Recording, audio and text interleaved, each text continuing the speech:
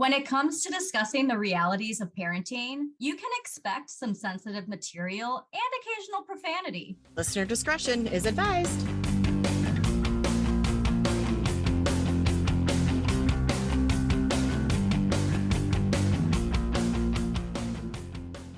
Welcome to Anonymous Mom, a podcast where two childhood friends reconnect to discuss mom life, adulting, and everything in between. Today we are talking about, it's happening. It's happening. Stop it. I can't even see it right. Okay, I'm hiding myself. This is not happening. It's when you start talking. It is. Odd. Well, we're talking about perimenopause today, but Zoom doesn't want me to be on video because someone is having technical difficulties, and everybody, as usual, I'm having technical difficulties. Anybody who grew up in the 80s or early 90s, if you remember, it had a specific name too, but it was the man with the bleach blonde hair and the sunglasses, and it always glitched. I can't think of what the name is, but that's what's happening right now.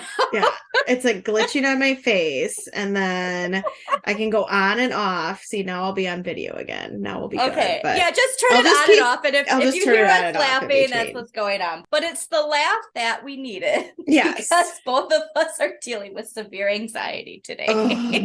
Yes, I leave for Disney World tomorrow morning at 3:30 in the morning. Oh, Jesus, I didn't realize you left there. And my husband's identity got stolen, and so we just got it's a shit show. Like, how does this even happen? My husband's identity gets stolen because the Department of Motor, whatever, is like, we issued Department of Motor Vehicle. Is that the DMV? Okay. Yeah. Oh, I spell it all. See, this is how flustered I am. Anyway, we get a letter from them. Someone requested a duplicate of your license, and we issued it on the 15th, and we got the letter yesterday. So my husband had a call, and they're like, oh no. So then I'm like, why can't we have the address to where the PI in me is like, I want their address. So did now they mail in a request or call? Online. They did an online duplicate request. So and now asking for it to get sent to a specific address. It has to. Like, how does it not get sent to an address? I mean, like a hard copy has to get. So anyway, the one that dude or whoever ordered it, it's not valid anymore because now my husband has to have one to get on a plane. I mean, it's got to get scanned. So we're not even going to, he's got a passport, thank God. So we're just going to use the passport instead. Yes, so we don't have to worry. And thank God we got the letter yesterday, because what happens if we would have got it today and he's in Ohio, right? Well, he's on his way back from Ohio because he was working out of town all week, which is another shit show at our house. And my dog has a double ear infection and has a yeast infection in his paw. And it's just like, whatever. So I'm like, I am just glad, because can you imagine 3:30 in the morning going to the airport and they're like, oh, they scan your driver's license. Sorry. And it's not valid because some assholes try to steal your identity. But anyway, that's what's happening over at our household. But, I mean, have you notified authorities of last night I was on the phone with our local police department, but then come to find out, because we don't live in town, Dane County Sheriff is my local police department. So I called them, and then she said that I had to call the VA because it happened at a federal building and they have to deal with it. So for the love of God. Yeah. So I was on the phone with 3 different police departments last night. I mean, if they're asking that it gets mailed to a certain address, like, unless they did it to a post office, though, you could request it to get dropped off to your pickup at your local post office. I mean, I don't know. And then I did call the VA, and the VA, because that's where it happened, was at the VA hospital, and talked to some guy there. And he's like, well, it does look like we have video footage of some guy coming off the bike path on his bike, get off his bike, go over, pick up the bag, get back on his bike and leave. And I'm like, okay, can you identify him? Enhance. Yeah. And he's like, well, we don't have, you have to remember, this is government cameras. We don't have those kind of technology. So what you're telling me is someone and he's like, yep. And keep in mind, everybody, this happened in October of last year. This didn't happen last week. This happened. So we thought we were done with the situation. And we're not. This is clearly a system. Like these are people that do this and have a system to it. Right. And I think they probably sold it. I mean, he drives heavy machinery and trucks and stuff. So his license is also like for important. All of that. Right. It's A, it's very important that he has it. And then B, he's got like every kind of license you can have. What I don't get about that though is there's a picture on the ID. So if you're using somebody's license and then say you get the only thing that I over, think, I don't think they're using it for that. I think they're using it more to get credit cards and stuff like that. yeah, but don't you need a social security and stuff for Right. They need, so to get a new social security, they need the last four. So he has to call the social security office too today. Good to do that. Lord. Oh no, I know. Well, Whatever. What doesn't perimenopause. break? Yeah. And now let's talk about fucking perimenopause, because that's, I'm so glad you picked this topic, and I feel like you cursed me because after you picked this topic, I got the bombarded worst with the period.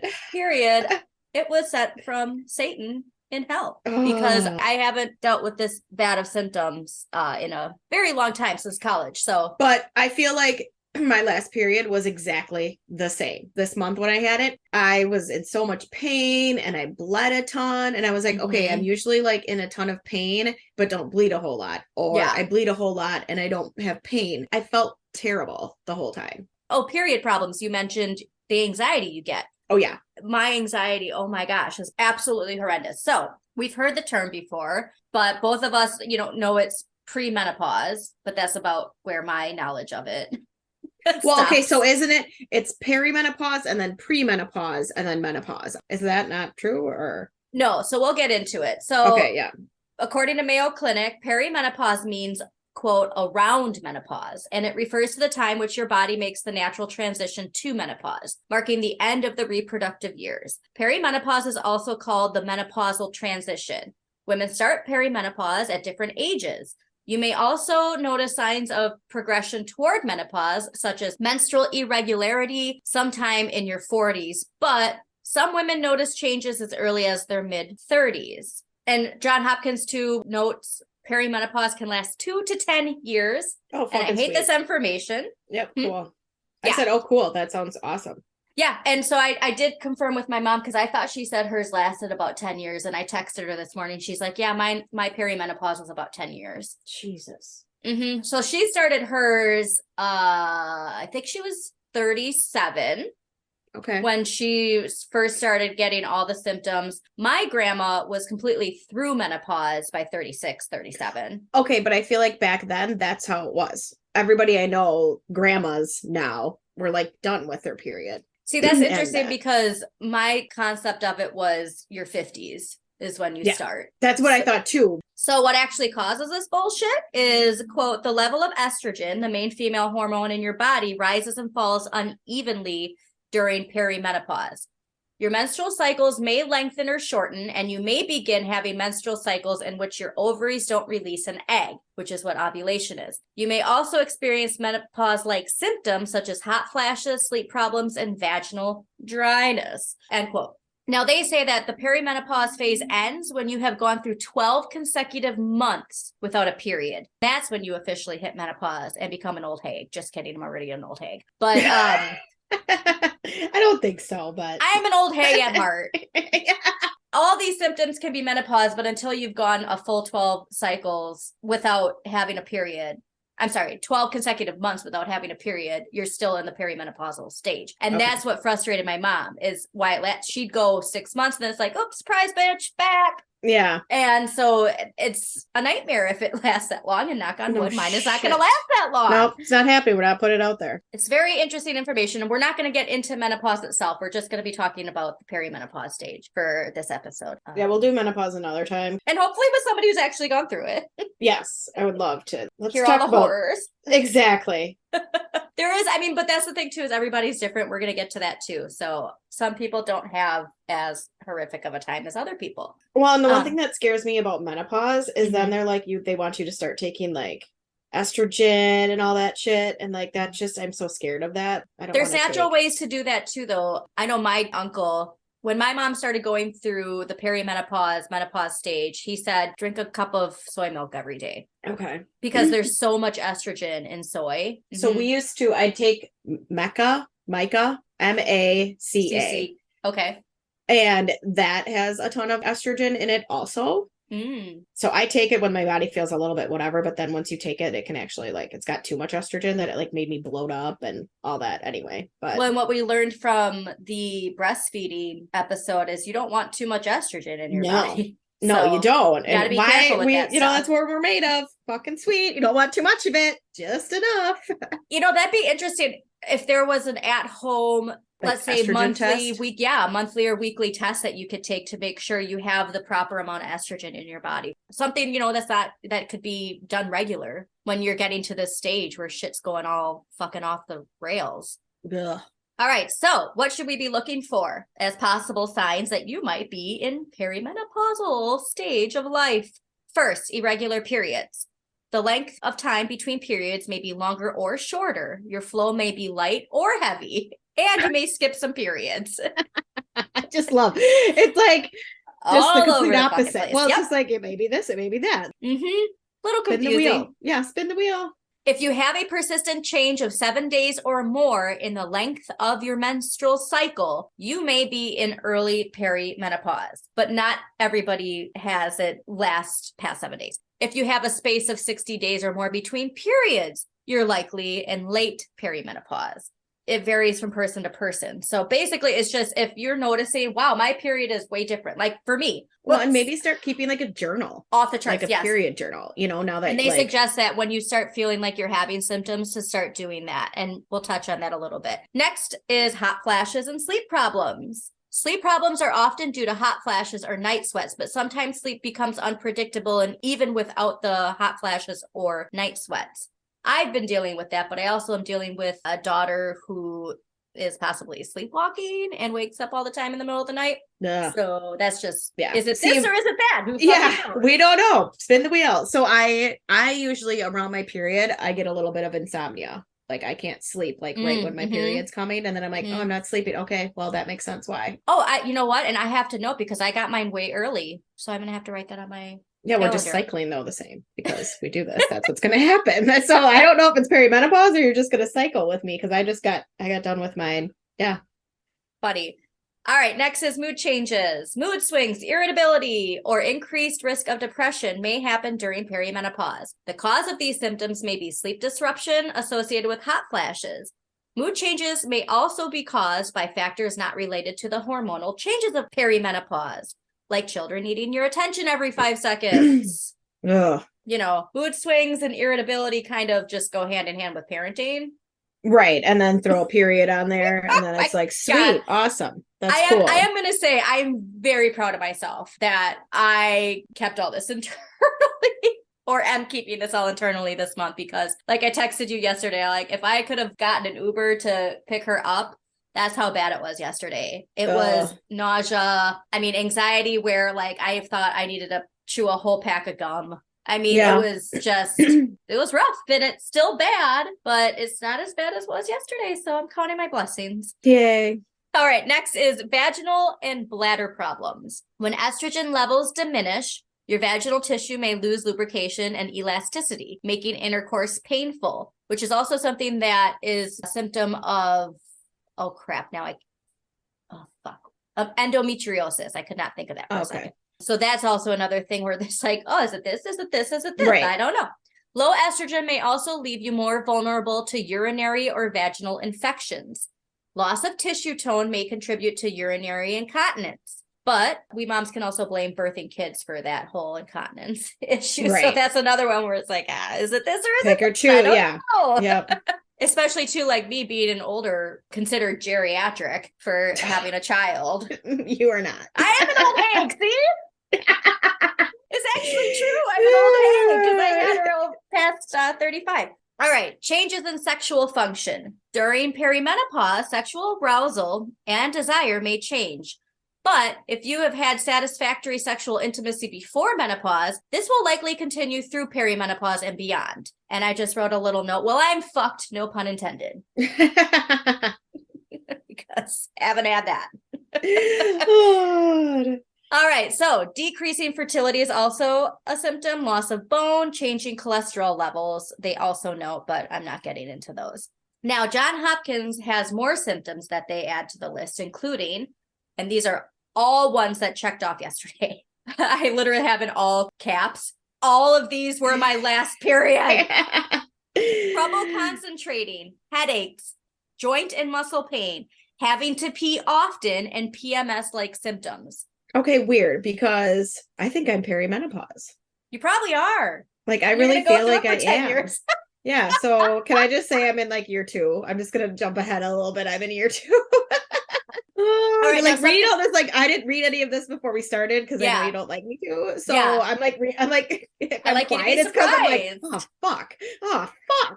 Like, it's like, That's how I was this morning when I had to, or last night when I had to do this. Because, yeah, oh fuck. yeah. Now, John Hopkins highlights that since symptoms come from fluctuating hormone levels, the symptoms vary depending on these levels. So they give the example. When estrogen is higher, you may have symptoms like you might with PMS.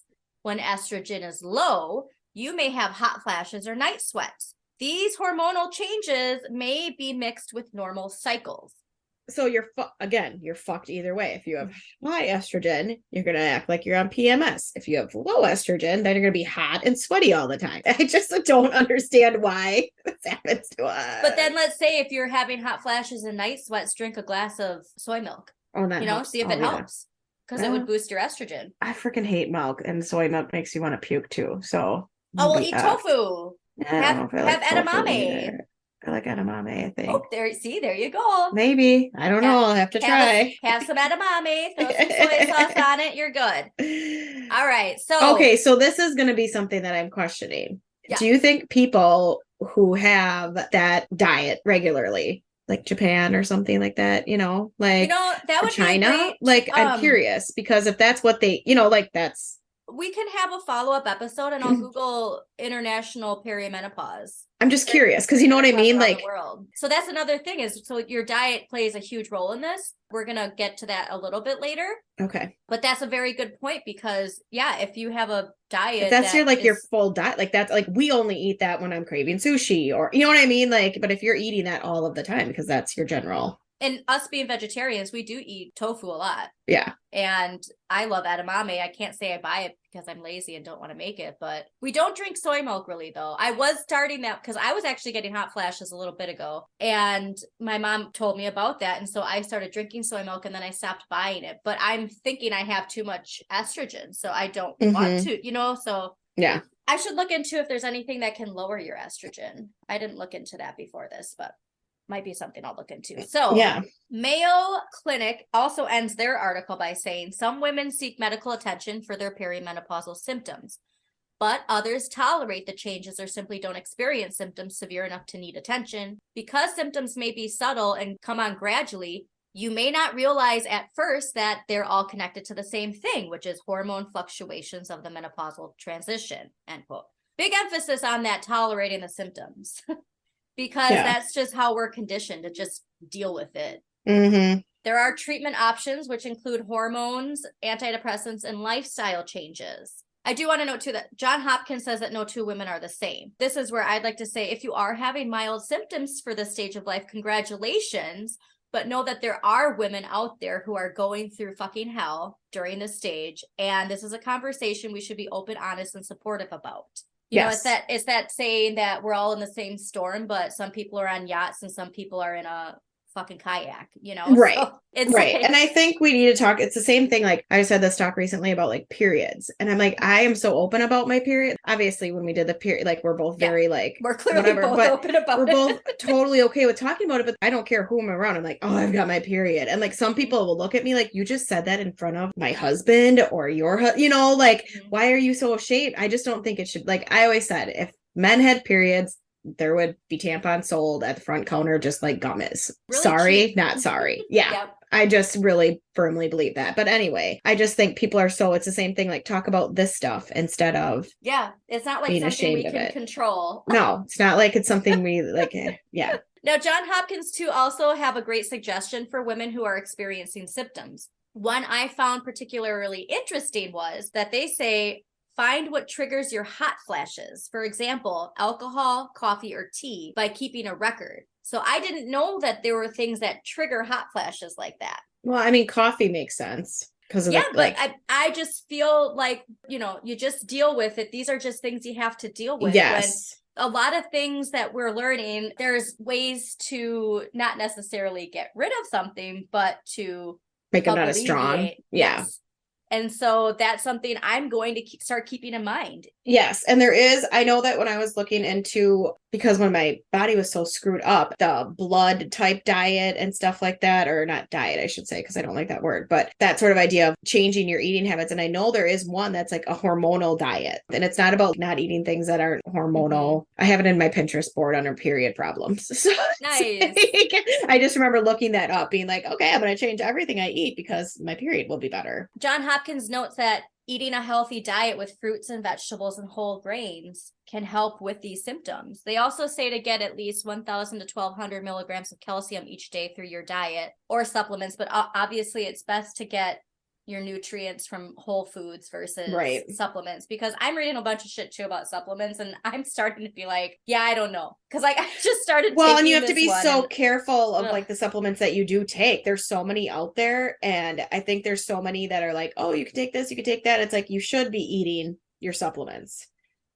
Eating your stuff. You should be eating instead of taking supplements. Eating and your then nutrients. Yeah. Exactly. At night, when I both take a magnesium pill that has magnesium, zinc, and calcium in it. And I think something else. I don't remember. I don't want to go grab it. Because here's the big thing with supplements is a lot of these supplements are not FDA regulated. No. I have issues with laxed FDA regulations on some stuff, but there are regulations for a reason. And the fact that they're not even regulated at all, especially, when you say like these statements are not approved by the FDA, yada, yada, when you look at stuff online, that's where it's a little concerning of, yes, you're buying this calcium or this ashwagandha or whatever.